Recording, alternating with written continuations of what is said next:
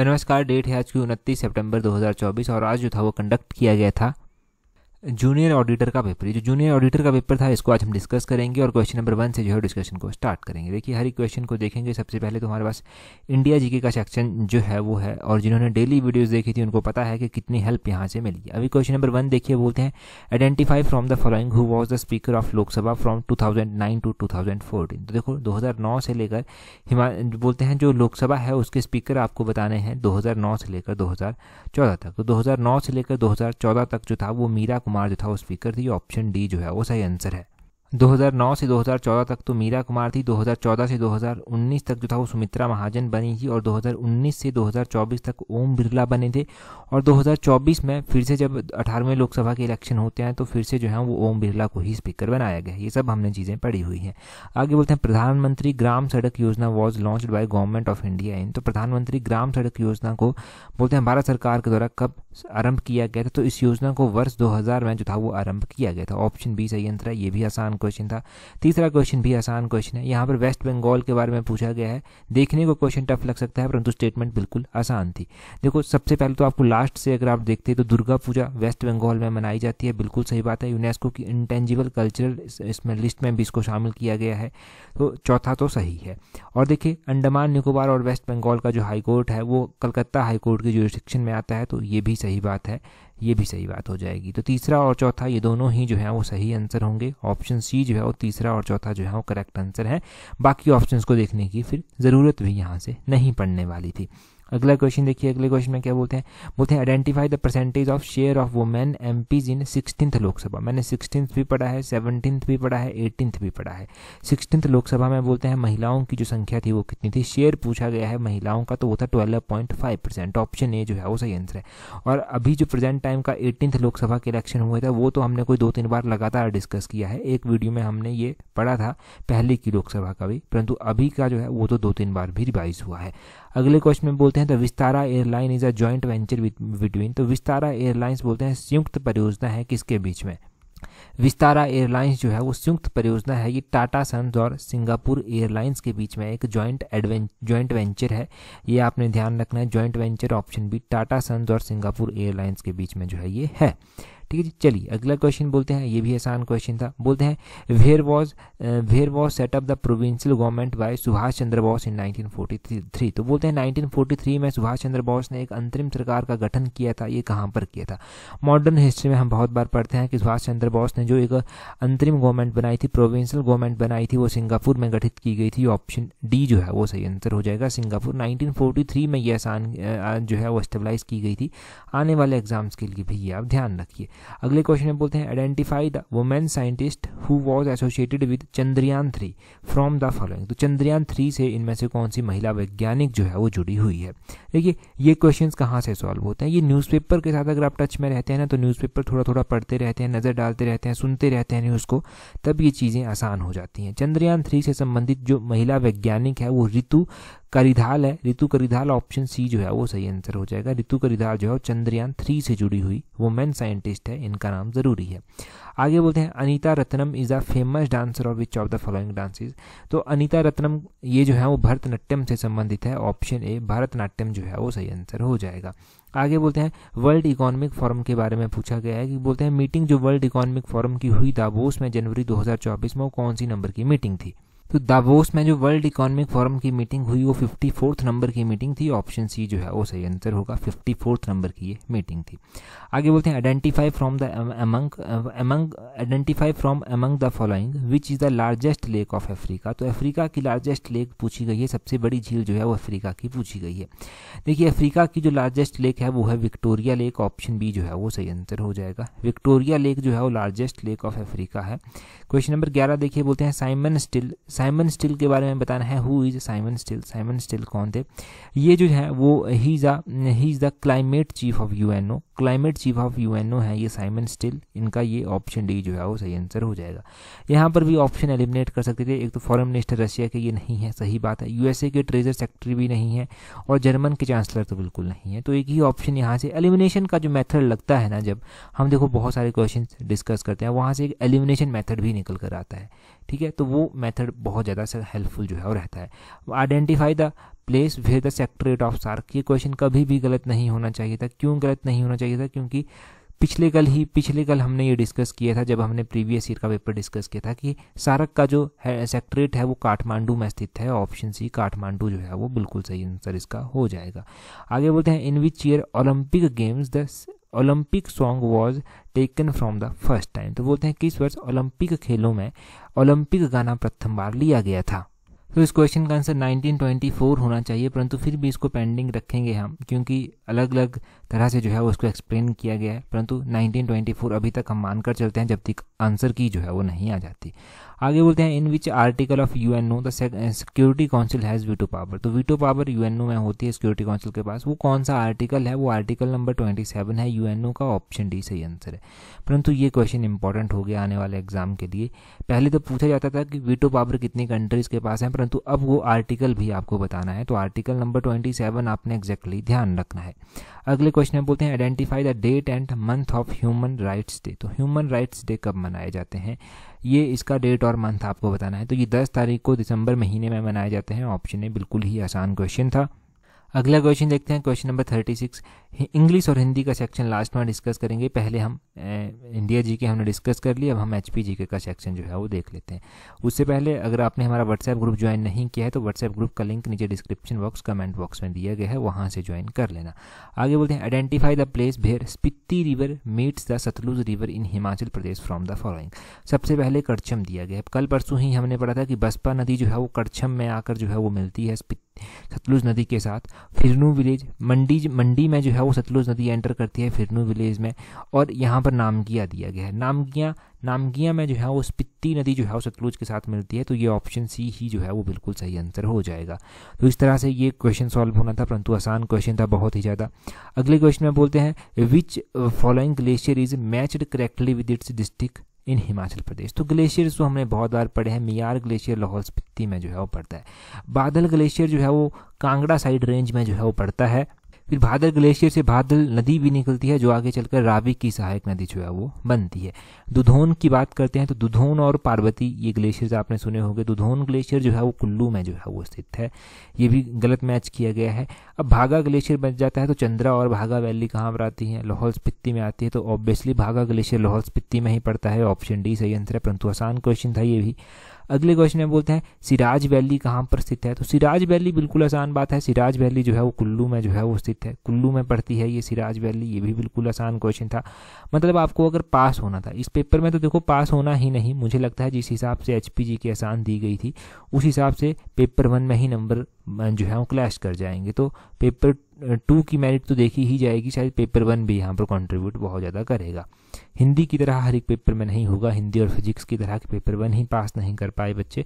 अगला क्वेश्चन देखिए, बोलते हैं identify from the following town of district Kangra of Himachal Pradesh which had the largest female population as पर census 2011। तो 2011 की जनगणना के अनुसार आपको बताना है कि कांगड़ा जिले के निम्नलिखित में से किस कस्बे में जो है वो महिलाओं की जो जनसंख्या है वो सबसे ज़्यादा है। हाँ, पॉपुलेशन की बात तो हम करते ही हैं, परंतु महिलाओं की पॉपुलेशन भी एग्जैक्टली वो भी किसी डिस्ट्रिक्ट और किसी टाउन में जाकर वो थोड़ा सा डिफिकल्ट हो जाता है याद रखना। अभी हम बात करते हैं यहाँ पर पॉपुलेशन की। कांगड़ा डिस्ट्रिक्ट की जो पॉपुलेशन है वो कितनी है? कांगड़ा डिस्ट्रिक्ट की पॉपुलेशन है अप्रॉक्सीमेटली 15,10,075। ये कांगड़ा की पॉपुलेशन है। यहाँ पर भी मेल और फीमेल पॉपुलेशन अलग से जो है वो डिस्ट्रिक्ट में है। तो 15,10,000 में से जो हमने पढ़ा है कि जो पुरुषों की जनसंख्या है वो अप्रॉक्सीमेटली 7,50,591 है, और जो महिलाओं की पॉपुलेशन है जो कांगड़ा में वो है 7,59,484।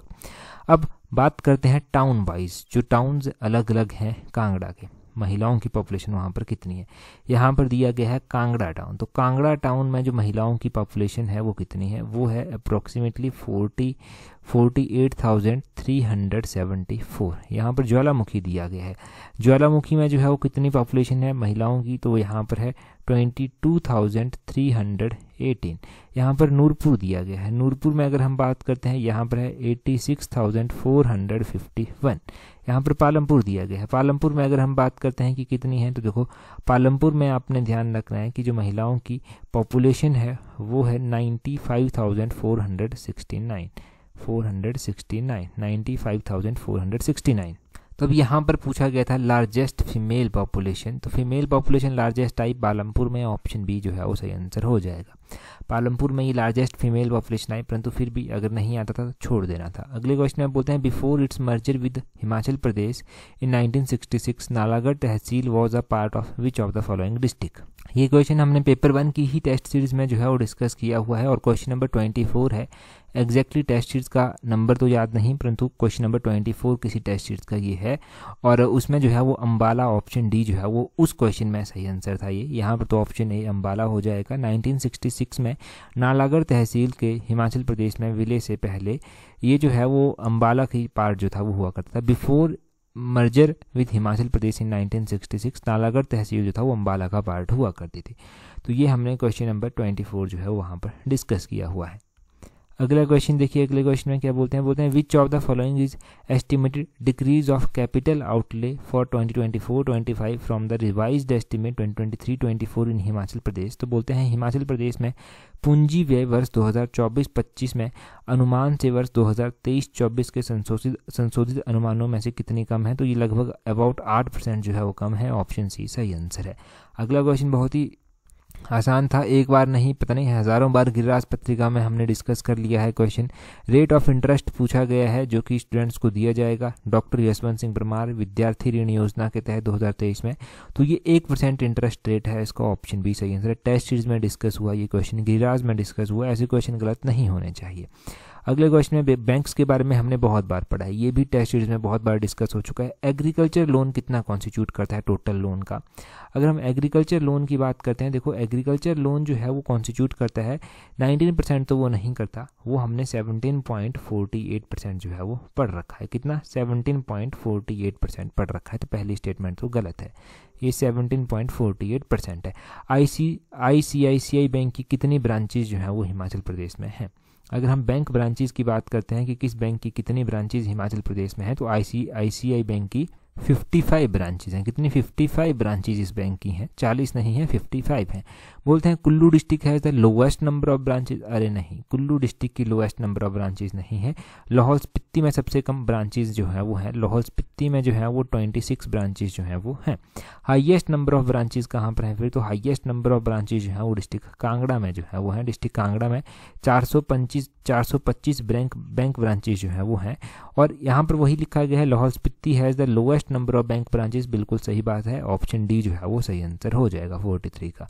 44 में क्या बोलते हैं identify the location of Bachheshwar Mahadev temple district of Himachal Pradesh. तो बछेश्वर महादेव मंदिर जो है वो कौन से डिस्ट्रिक्ट में जो है वो स्थित है। अगर हम बछेश्वर महादेव मंदिर की बात करते हैं तो ये हमने कहाँ पर पढ़ा है, ये हमने डिस्ट्रिक्ट कुल्लू में पढ़ रखा है, कुल्लू वैली, ऑप्शन डी जो है वो सही आंसर हो जाएगा। बछेश्वर महादेव मंदिर कुल्लू में जो है वो स्थित है। नेशनल पार्क पूछे गए हैं, how many national parks of wild life sanctuaries are located in Himachal Pradesh. तो हिमाचल प्रदेश में नेशनल पार्क कितने हैं, एक तरह से 5 नेशनल पार्क जो हैं वो आ जाते हैं। कौन कौन से हैं, एक तो ग्रेटर हिमालयन है, पिन वैली है, सिंबल वाला नेशनल पार्क यहाँ पर आ जाता है, यहाँ पर जो है वो इंद्र किला नेशनल पार्क जो है हो जाता है, खीर गंगा नेशनल पार्क जो है वो आ जाता है। तो 5 नेशनल पार्क हमारे पास हैं, ऑप्शन ए जो है वो सही आंसर है। अगले क्वेश्चन में बोलते हैं which of the following is the correct name of painter who has made the painting गद्दी बेले। तो गद्दी बेले पेंटिंग शोभा सिंह के द्वारा जो है वो बनाई गई है, ये भी आसान क्वेश्चन था। अगले क्वेश्चन में बोलते हैं identify the number of herbal garden. Herbal garden के बारे में देखना, मिशन एलाइट के पार्ट में मैंने 3-4 दिन पहले ही बताया है। हिमाचल प्रदेश के जो हर्बल गार्डन है वो 4 हर्बल गार्डन मैंने आपको बताए हैं, ऑप्शन सी जो है वो सही आंसर हो जाएगा। बड़े ही डिटेल से मैंने वहाँ पर आपको एक हर्बल गार्डन याद करवा के जो था वो किया था। एक बार नहीं 2 बार हमने ये क्वेश्चन डिस्कस किया है। हर्बल गार्डन्स में मैंने आपको बताया था कि एक हर्बल गार्डन जो है वो है जोगिंद्रनगर में, जो कि मंडी में पड़ता है।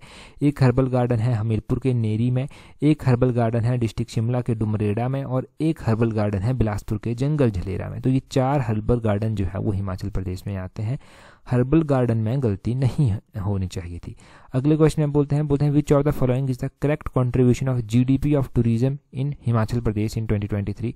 तो कंट्रीब्यूशन कितना है टूरिज्म सेक्टर का जीडीपी में, अबाउट 7% जो है वो है। पहला ही क्वेश्चन हमने इकोनॉमिक सर्वे की शायद टेस्ट नंबर 4 में ये डिस्कस किया है। आगे बोलते हैं how many dwelling has been sanctioned under the Mukhyamantri Awas योजना इन हिमाचल प्रदेश अंटिल दिसंबर 2023। तो बोलते हैं मुख्यमंत्री आवास योजना के अंतर्गत जो है वो दिसंबर 2023 तक जो है वो कितने गृह जो है वो अनुमोदित किए गए हैं। 533 घर जो है वो यहाँ पर जो है वो सैंक्शन किए गए हैं। 533 घर जो है वो मुख्यमंत्री आवास योजना के तहत जो है वो सैंक्शन किए गए हैं।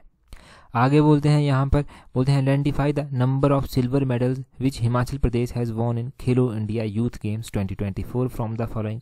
खेलो इंडिया यूथ गेम्स अभी मिशन एलाइड का पार्ट देख लेना। लेटेस्ट पार्ट जो मिशन एलाइड का है, मिशन पार्ट नंबर 155।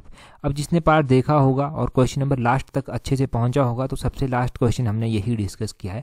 एग्जैक्टली घुमा फिराकर भी क्वेश्चन वहां पर डिस्कस नहीं किया गया है।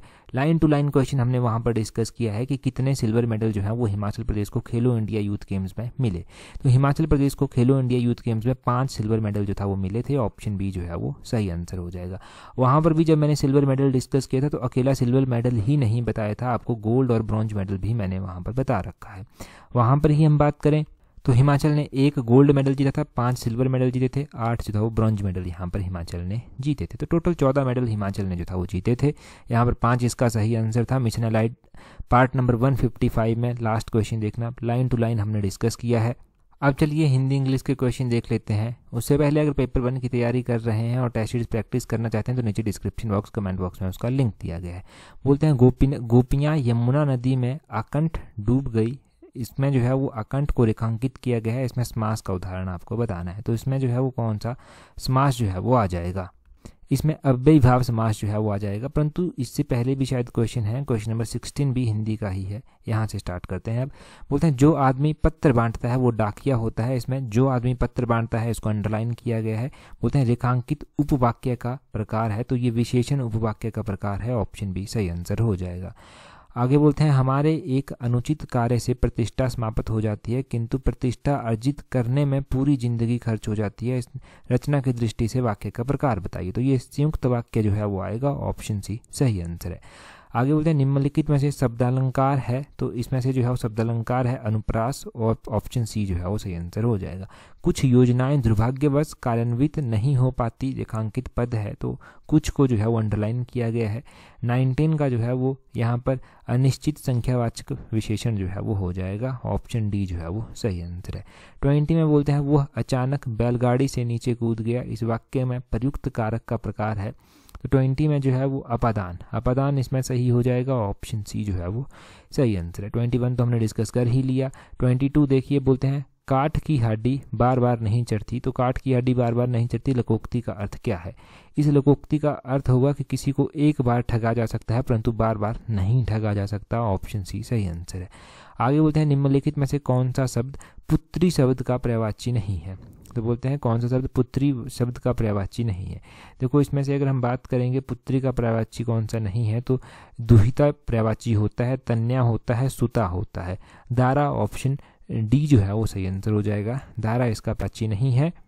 आगे बोलते हैं मैं यहाँ अक्सर आ जाया करता हूँ। इसमें जो है वो आ जाया करता को जो है अंडरलाइन किया गया है। बोला गया है रेखांकित पद क्रिया का प्रकार है, तो ये कौन सी क्रिया का प्रकार है? ये संयुक्त क्रिया का प्रकार है। ऑप्शन डी सही आंसर है। आपकी इच्छा है चाहे दिल्ली जाओ या मुंबई। रेखांकित पद है यहाँ पर चाहे और या। अब बोलते हैं रेखांकित पद है, ये क्या है? तो 25 का ऑप्शन डी सही आंसर हो जाएगा। समानाधिकरण समुच्चय बोधक अव्यय जो है ये है। तो 25 हो गया। अब 26 की बात करते हैं। 26 बोलते हैं इंडिकेट द करेक्ट सेंटेंस, तो यहाँ पर ऑप्शन सी हो जाएगा। Sushil always used to disagree with me, ये ऑप्शन सी सही आंसर हो जाएगा। 27 में बोलते हैं change the following into passive voice, तो बोलते हैं my father took me to a food car. तो 27 का हो जाएगा option D. I was taken to a food car by my father. Option D जो है वो सही आंसर हो जाएगा। आगे बोलते हैं 28 में change the following into active passive. बोलते हैं यहाँ पर is the television being repaired properly by engineers. तो 28 का जो है वो ऑप्शन बी है।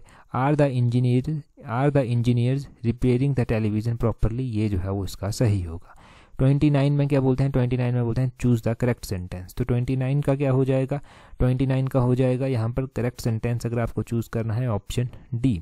Any repeated the speech several times lest she forget the details, ये इसका सही हो जाएगा। आगे भी करेक्ट सेंटेंस ही इंडिकेट आपको करना है 30 नंबर क्वेश्चन में भी। आगे करेक्ट नहीं, आगे इनकरेक्ट सेंटेंस इंडिकेट करना है। 30 का जो है वो ऑप्शन ए हो जाएगा, the really fed up I kept listen to his unending song, ये जो है वो इसका हो जाएगा। उसके बाद 31 देखिए, indicate the option which can substitute the underline segment, तो I never invest money unless I am really interested, इसका होगा if I am not really interested, option C सही आंसर है। 32 में बोलते हैं choose the correct indirect form of the following, तो indirect form of the following जो है वो चूज करना है। 32 का जो है वो ऑप्शन बी जो है वो सही आंसर हो जाएगा। Arun requested the manager to let him try once again, और 33 में अरेंज द फॉलोइंग करना है, तो इसमें होगा हीज, देखना मैं बोलता रहूँगा आप मैच करते रहिए, his decision will pave the way for generic versions of the drug of kids, और उसके बाद होगा in the countries where affordability is the real challenge. 5वां पहला, चौथा दूसरा, तीसरा, ऑप्शन डी जो है वो इसका सही आंसर होगा। आगे बोलते हैं चूज द करेक्ट एंटोनियम, यानी कि अपोजिट मीनिंग आपको सही चुनना है। डेसोलेट का हो जाएगा पॉपुलस, ऑप्शन ए जो है वो सही आंसर हो जाएगा। आगे साइनोनियम चुनना है आपको, तो प्रेफिडियस का जो साइनोनियम होगा वो होगा ट्रेचरस, ऑप्शन बी जो है वो ट्रेचरस, ऑप्शन बी इसका सही आंसर है। तो ये हमने पूरे के पूरे 50 क्वेश्चन जो है वो डिस्कस कर लिए। आंसर की आने पर देखेंगे कि अगर कहीं पर भी हमें डाउट रहता है तो आंसर की आने पर ज़रूर मैच करेंगे। और टेलीग्राम पर अगर आपने हमें ज्वाइन नहीं किया है तो अपने टेलीग्राम से सर्च करना @allexam31, आपको हमारा टेलीग्राम चैनल जो है वो मिल जाएगा। टेलीग्राम पर ज़रूर ज्वाइन कर लें, टेलीग्राम पर ही आपको हमारा व्हाट्सएप ग्रुप का लिंक भी मिल जाएगा। That's all, thank you very much for watching and listening very patiently.